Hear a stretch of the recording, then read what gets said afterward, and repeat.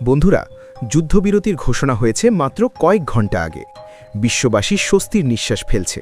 আর ঠিক তখনই ফ্রান্সের তৈরি যুদ্ধবিমান দিয়ে ইরানের সবচেয়ে গুরুত্বপূর্ণ তেল দ্বীপ লাভান আইল্যান্ড উড়িয়ে দেওয়া হয়েছে। আগুনের লেলিহান শিখা আকাশ ছুঁয়েছে, কালো ধোঁয়ায় ঢেকে গেছে পুরো এলাকা। এটা কি স্রেফ একটা হামলা, নাকি বিশ্বের তেলের রক্তধারা হরমুজ প্রণালীকে চিরতরে বদলে দেওয়ার ষড়যন্ত্র? ভারতের মতো দেশের জন্য এই আগুনের মানে শুধু দূরের খবর নয়, এটা আমাদের পেট্রোলের দাম, আমাদের অর্থনীতি, আমাদের নিরাপত্তার সরাসরি আঘাত। কিন্তু এই অন্ধকারের মাঝেও ভারতের অদম্য কূটনীতি এক অভূতপূর্ব সাহস দেখিয়ে দিচ্ছে। যেখানে সবাই যুদ্ধের আগুন জ্বালাচ্ছে, সেখানে আমরা শান্তির পথ খুঁজে বের করছি, নিজের স্বার্থ রক্ষা করছি, আর বিশ্বকে দেখিয়ে দিচ্ছি কিভাবে একটা মহান দেশ নেতৃত্ব দেয়। এই ভিডিওতে আমি আপনাকে পুরো ঘটনার গভীরে নিয়ে যাব। কে করল এই হামলা, কেন করল, আর ভারত কিভাবে এই আগুন থেকে নিজেকে আরও শক্তিশালী করে তুলছে। শেষ পর্যন্ত দেখুন, কারণ এটা শুধু খবর নয়, এটা আপনার ভবিষ্যতের গল্প। এখন আসুন একটু পিছনে ফিরে দেখি। মধ্যপ্রাচ্য কখনো শান্তিতে থাকে না। গত কয়েক মাস ধরে ইরান আর আমেরিকা ইসরায়েলের মধ্যে যুদ্ধ চলছিল। তেলের দাম আকাশ ছোঁয়া হয়ে গিয়েছিল। ভারতের মতো দেশ, যারা প্রতি বছর লক্ষ লক্ষ টন তেল আমদানি করে, সেই তেলের বড় অংশ আসে এই অঞ্চল থেকে।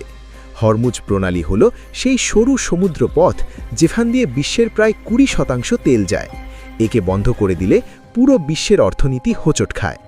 ভারতের জন্য এটা আরও বেশি বিপজ্জনক, কারণ আমাদের পেট্রোল ডিজেলের দাম বাড়লে সাধারণ মানুষের রান্নার খরচ থেকে শুরু করে ট্রাকের ভাড়া সব বেড়ে যায়।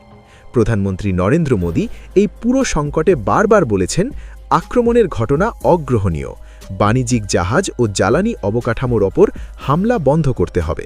তিনি ইরানের প্রেসিডেন্টের সঙ্গে কথা বলে শান্তির পথ খুঁজেছেন। এটা ভারতের বীরত্বপূর্ণ কূটনীতি। আমরা কারও পক্ষ নিই না, কিন্তু নিজের স্বার্থ আর বিশ্ব শান্তি রক্ষা করি। অন্য দেশগুলো যখন অস্ত্র চালাচ্ছে, তখন ভারত শান্তির দূত হয়ে উঠছে। এটা অভূতপূর্ব। এবার আসুন মিরাজ যুদ্ধবিমান নিয়ে কথা বলি। এটা ফ্রান্সের তৈরি অত্যাধুনিক ফাইটার জেট। ইউএই এয়ারফোর্স এই জেটগুলো ব্যবহার করে। সহজ কথায়, ফ্রান্স বানিয়েছে, কিন্তু ইউএই চালাচ্ছে। এই জেটগুলো খুব দ্রুত আর সঠিকভাবে আঘাত করতে পারে। ইরানের অভিযোগ, এই জেট দিয়েই হামলা হয়েছে। কেন ইউএই করবে? কারণ গালফের দেশগুলো ইরানের ক্রমবর্ধমান শক্তিতে ভয় পাচ্ছে। যদি ইরান হরমুজ পুরোপুরি নিয়ন্ত্রণ করে, তাহলে তাদের তেল রপ্তানি বন্ধ হয়ে যাবে। তাই তারা চুপি সারে প্রতিরোধ করছে। এদিকে ইরানও চুপ করে বসে নেই। তারা বলছে, আমরা প্রস্তুত। তাদের ব্যালিস্টিক মিসাইল আর ড্রোনগুলো খুবই শক্তিশালী। একটা মিসাইল ছুড়লে শত শত কিলোমিটার দূরে আঘাত করতে পারে। এখন ভাবুন, এই সবের মাঝে ভারতের অবস্থান কি? আমাদের চাবাহার বন্দর ইরানে, সেটা আমাদের মধ্য এশিয়ায় যাওয়ার দরজা। যদি এই অঞ্চল অস্থির হয়, তাহলে আমাদের বাণিজ্যও ক্ষতিগ্রস্ত হয়। কিন্তু ভারত সাহস করে বলছে, শান্তি চাই, কিন্তু কোনো আপোষ নয়। এখন আপনারা যারা ভারত থেকে দেখছেন, কমেন্টে জয় শ্রীরাম লিখুন। আর যারা অন্য দেশ থেকে দেখছেন, আপনার দেশের নাম লিখুন। দেখব কত দেশের মানুষ আমাদের সঙ্গে আছে। এবার আসি মূল ঘটনায়। 8 এপ্রিল 2026 যুদ্ধবিরতির ঘোষণা হয়েছে মাত্র কয়েক ঘন্টা আগে। আমেরিকা আর ইরান 2 সপ্তাহের জন্য যুদ্ধ থামানোর কথা বলেছে। বিশ্ববাসী ভেবেছে অবশেষে শান্তি। কিন্তু সকাল 10টার দিকে ইরানের লাভান আইল্যান্ডে বিস্ফোরণ। এই দ্বীপটা ইরানের তেল রপ্তানির একটা বড় টার্মিনাল। এখানে ক্রুড অয়েল প্রসেসিং হয়, রিফাইন্ড পেট্রোল তৈরি হয়, আর সারা বিশ্বে পাঠানো হয়। 55,000 ব্যারেল প্রতিদিনের ক্ষমতা। আগুন লেগে গেল, কালো ধোঁয়া উঠতে শুরু করল। ইরানের national Iranian oil refining company বলল, এটা শত্রুর কাপুরুষোচিত হামলা। কে করল? ইরানের মিডিয়া মিজান নিউজ এজেন্সি স্পষ্ট বলল, ইউএইর মিরাজ 2009 যুদ্ধবিমান। ফ্রান্সের তৈরি, কিন্তু ইউএই চালিয়েছে। ইসরায়েল আর আমেরিকা অস্বীকার করেছে, কিন্তু ইরান বিশ্বাস করে না। তারা বলছে, এটা সিজ ফায়ারের সরাসরি লঙ্ঘন। আর তারপরই ইরানের প্রতিশোধ। মাত্র 1-2 ঘন্টার মধ্যে তারা ব্যালিস্টিক মিসাইল আর ড্রোন ছুড়েছে ইউএই, কুয়েত, বাহরাইনের দিকে। ইউএই বলছে তারা 17টা মিসাইল আর 35টা ড্রোন আটকে দিয়েছে। কুয়েত বলছে 28টা ড্রোন আটকেছে। কোনো বড় ক্ষয়ক্ষতির খবর এখনও আসেনি, কিন্তু আতঙ্ক ছড়িয়ে পড়েছে। এটা দেখিয়ে দিল, সিজ ফায়ার কাগজে কলমে, বাস্তবে নয়। বন্ধুরা, এই ঘটনা আমাদের কি শেখায়? প্রথমত, মধ্যপ্রাচ্যে বিশ্বাসের অভাব। দ্বিতীয়ত, তেলই সব। লাভান আইল্যান্ড শুধু একটা রিফাইনারি নয়, এটা ইরানের এনার্জি সেক্টরের হৃদয়। এখান থেকে তেল বেরোয়, প্রক্রিয়াজাত হয়, বিদেশে যায়। হামলা হলে ইরানের অর্থনীতি ক্ষতিগ্রস্ত হয়।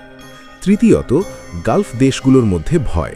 তারা ভাবছে ইরান যদি আরও শক্তিশালী হয় তাহলে আমাদের অস্তিত্ব বিপন্ন। ভারতের দৃষ্টিকোণ থেকে দেখলে এটা আরও গুরুত্বপূর্ণ। আমাদের অর্থনীতি তেলের উপর নির্ভর করে। যদি হরমুজ বন্ধ হয় তাহলে তেলের দাম বাড়বে, ইনফ্লেশন বাড়বে। কিন্তু প্রধানমন্ত্রী মোদির নেতৃত্বে ভারত কখনো চুপ করে বসে থাকে না। আমরা কূটনৈতিকভাবে সব পক্ষের সঙ্গে কথা বলছি, আমাদের নাগরিকদের নিরাপত্তা নিশ্চিত করছি, আর চাবাহারের মতো প্রকল্পকে আরও শক্তিশালী করছি। এটাই ভারতের বীরত্বপূর্ণ অবস্থান। যুদ্ধ না করে শান্তি প্রতিষ্ঠা করা, কিন্তু নিজের অধিকার ছাড়া না। আরও একটা জিনিস ভাবুন, এই হামলার পর তেলের দাম বাড়তে পারে, বিশ্ববাজারে অস্থিরতা, কিন্তু ভারতের কাছে এটা সুযোগও। আমরা যদি আমাদের নিজস্ব তেল অনুসন্ধান আর নবায়নযোগ্য শক্তিকে আরও বাড়াই তাহলে ভবিষ্যতে এমন সংকট থেকে মুক্তি পাব। মোদিজির ভিশন ঠিক এটাই, আত্মনির্ভর ভারত।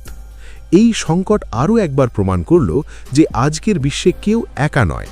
একটা ছোট হামলা পুরো অঞ্চলকে আগুনে ফেলে দিতে পারে।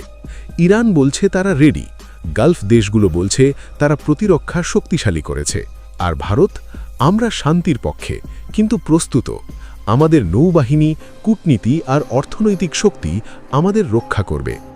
বন্ধুরা, শেষ কথা, এই আগুনের মাঝে ভারতের অবস্থান অভূতপূর্ণ। আমরা কোনো যুদ্ধে জড়াইনি, অথচ আমাদের কণ্ঠস্বর বিশ্ব শুনছে। প্রধানমন্ত্রী নরেন্দ্র মোদী যেভাবে হরমুজ প্রণালীর নিরাপত্তা আর শান্তির কথা বলছেন, সেটা প্রমাণ করে যে ভারত আর শুধু দর্শক নয়, নেতা।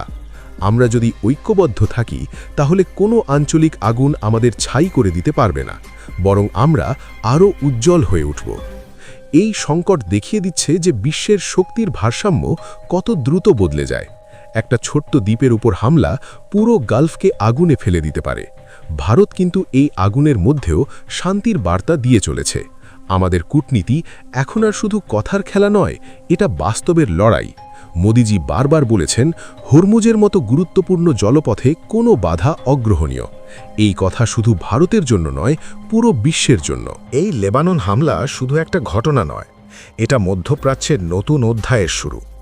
সিজফায়ার ভঙ্গুর প্রমাণিত হয়েছে, কিন্তু ভারতের জন্য এটা সতর্কবার্তা। আমাদের তেল আমদানি বৈচিত্র্য করতে হবে, নবায়নযোগ্য শক্তিতে বিনিয়োগ বাড়াতে হবে, আর কূটনীতিকে আরও তীক্ষ্ণ করতে হবে। মোদিজির নেতৃত্বে আমরা ঠিক সেটাই করছি।